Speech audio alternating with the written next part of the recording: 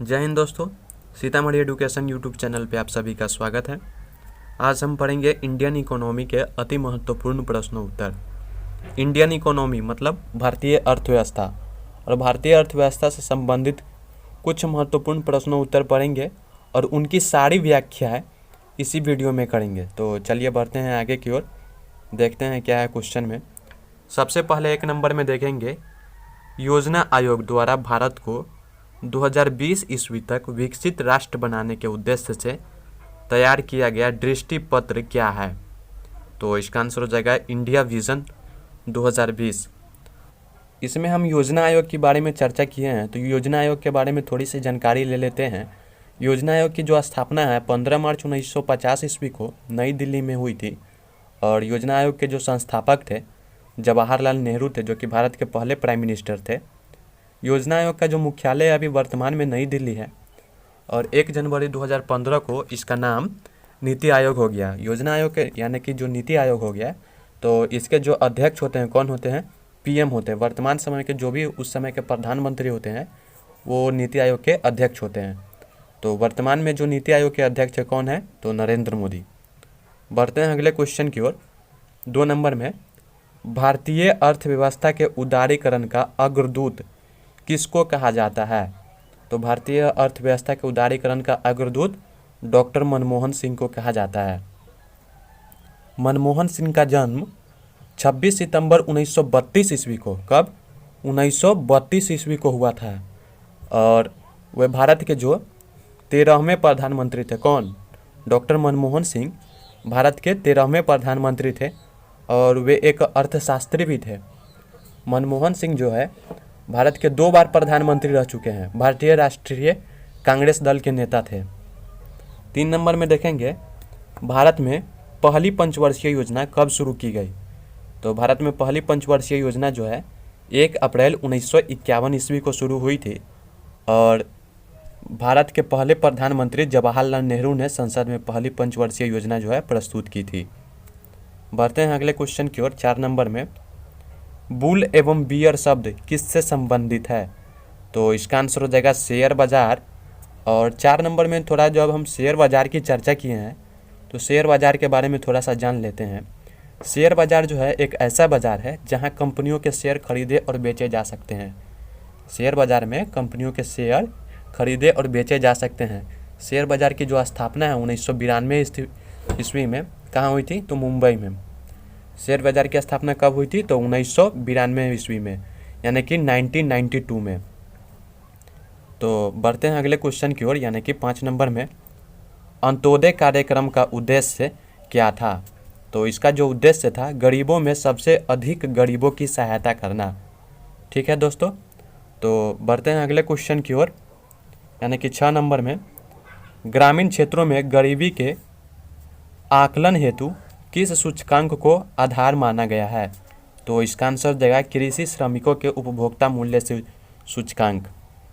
7 number में देखेंगे, भारत निर्माण योजना का संबंध किससे है? तो भारत निर्माण योजना का जो संबंध है वह अब स्थापना विकास से संबंध है उसका। 7 नंबर में अगर भारत निर्माण योजना की बात कर ले, तो भारत निर्माण योजना की जो शुरुआत है ग्रामीण लोगों के बेहतर जीवन प्रदान करने के लिए भारत सरकार ने 16 दिसंबर 2005 ईस्वी को भारत निर्माण के नाम से एक कार्यक्रम की शुरुआत की थी। यह योजना जो है मुख्यतः 6 क्षेत्रों पर केंद्रित थी। कितने क्षेत्रों पर?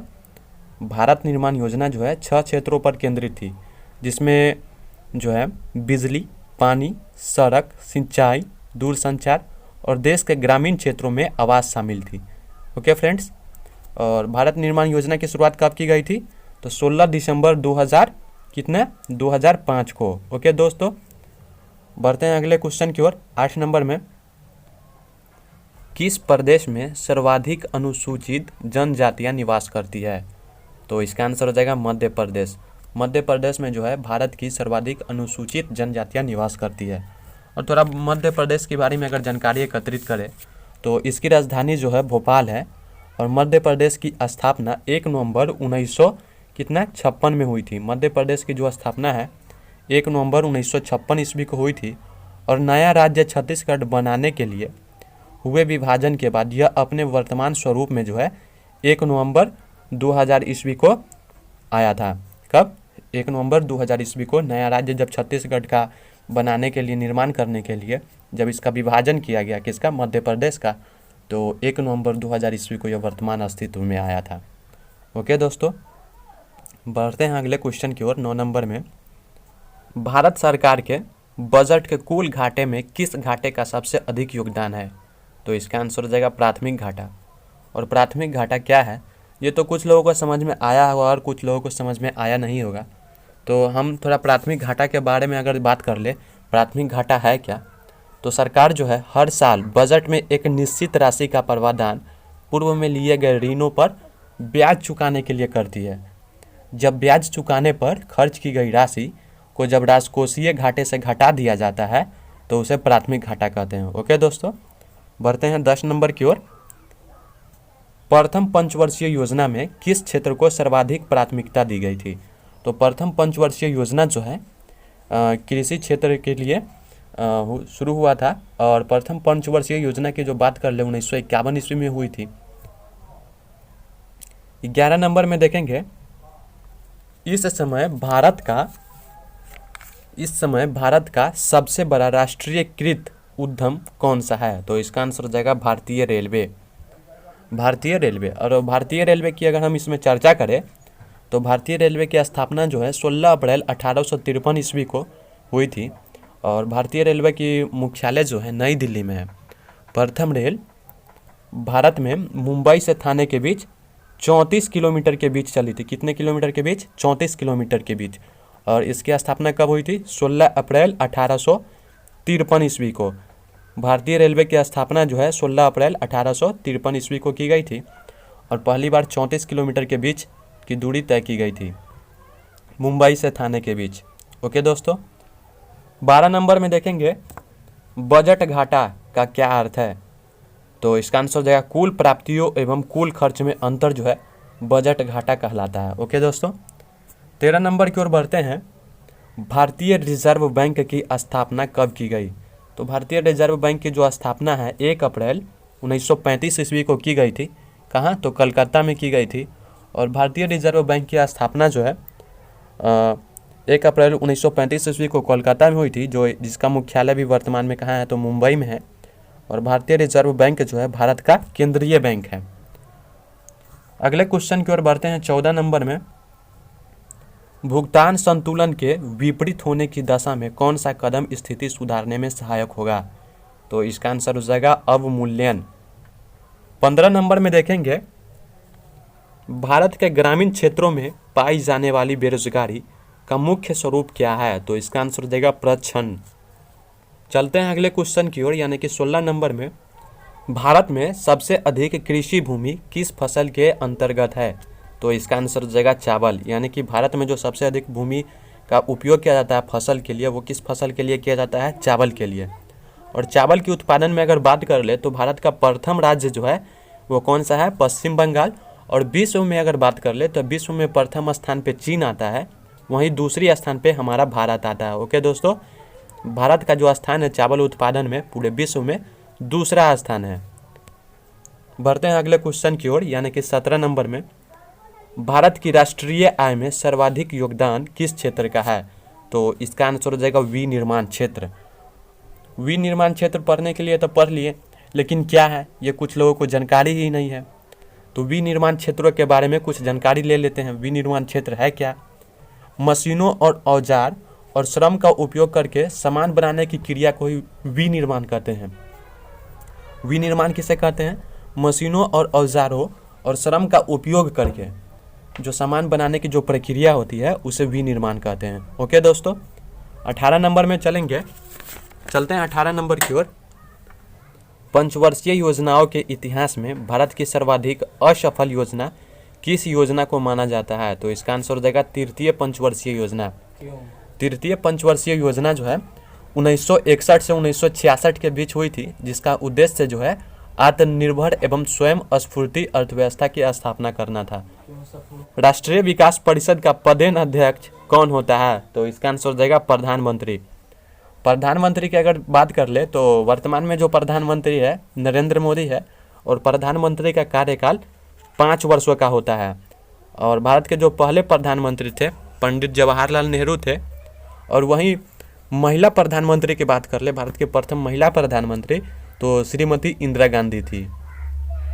और इसमें हम बात किए हैं थोड़ा राष्ट्रीय विकास परिषद के बारे में। थोड़ा राष्ट्रीय विकास परिषद के बारे में भी थोड़ी जानकारी ले लेते हैं। राष्ट्रीय विकास परिषद की जो स्थापना है 6 अगस्त 1952 ईस्वी को हुई थी। ओके दोस्तों, 6 अगस्त 1952 ईस्वी को हुई थी। और इसका जो अध्यक्ष होता है कौन होता है? भारत के प्रधानमंत्री। 20 में देखेंगे भारत में कर्मचारियों के महंगाई भत्ते निर्धारित करने का क्या आधार है? तो इसका आंसर हो जाएगा उपभोक्ता मूल्य सूचकांक। और उपभोक्ता मूल्य सूचकांक जो है क्या है इसके बारे में भी थोड़े जान लेते हैं। तो उपभोक्ता मूल्य सूचकांक जो है घरेलू उपभोक्ताओं द्वारा खरीदे गए सामानों एवं सेवाओं के औसत मूल्य को मापने वाला एक सूचकांक है। 21 नंबर में देखेंगे द्वितीय पंचवर्षीय योजना में किस क्षेत्र के विकास पर सर्वाधिक बल दिया गया था? तो इसका आंसर हो जाएगा उद्योग। और द्वितीय पंचवर्षीय योजना जो है कब हुआ था? तो 1956 से 1961 के बीच। बढ़ते हैं अगले क्वेश्चन की ओर, यानी कि 22 नंबर में किस अर्थव्यवस्था में मुद्रा के मूल्य और कीमत स्तर के बीच क्या संबंध होता है? सॉरी, यहाँ पर होगा किसी अर्थव्यवस्था में मुद्रा के मूल्य और कीमत स्तर के बीच क्या संबंध होता है? तो इसका आंसर हो जाएगा प्रतिलोम। 23 नंबर में देखेंगे अंडा उत्पादन में भारत का विश्व में कौन सा स्थान है? तो इसका आंसर हो जाएगा तीसरा। और वहीं अंडा उत्पादन में विश्व में प्रथम स्थान की बात कर ले तो कौन सा है? चीन है। बढ़ते हैं अगले क्वेश्चन की ओर। 24 नंबर 10वीं पंचवर्षीय योजना के अंतर्गत कितने प्रतिशत वार्षिक विकास दर का लक्ष्य निर्धारित किया गया था? तो इसका आंसर हो जाएगा 8%। 10वीं पंचवर्षीय योजना जो है 2002 से 2007 के बीच हुई थी। ओके दोस्तों, 10वीं पंचवर्षीय योजना कब हुई थी? 2002 से 2007 के बीच। और अब 25 नंबर में देखेंगे जो कि आज का लास्ट क्वेश्चन है। तो देख लेते हैं 25 नंबर। भारत में प्रच्छन्न बेरोजगारी सामान्यतः किस क्षेत्र में दिखाई देती है? तो इसका आंसर हो जाएगा कृषि क्षेत्र। और कृषि क्षेत्र की अगर बात करें तो कृषि जो है भारतीय अर्थव्यवस्था की रीढ़ मानी जाती है। भारत में कृषि सिंधु घाटी सभ्यता के दौर से ही की जाती आ रही है। 1960 के बाद जो है देश में कृषि क्षेत्र में हरित क्रांति के साथ नया दौर आया था। ओके दोस्तों, इसी तरह के और भी वीडियो देखने के लिए सीतामढ़ी एजुकेशन यूट्यूब चैनल को ज़रूर सब्सक्राइब करें। और आप हमारे टेलीग्राम चैनल और फेसबुक पेज से भी जुड़ सकते हैं, जिसका लिंक नीचे डिस्क्रिप्शन में दिया गया है।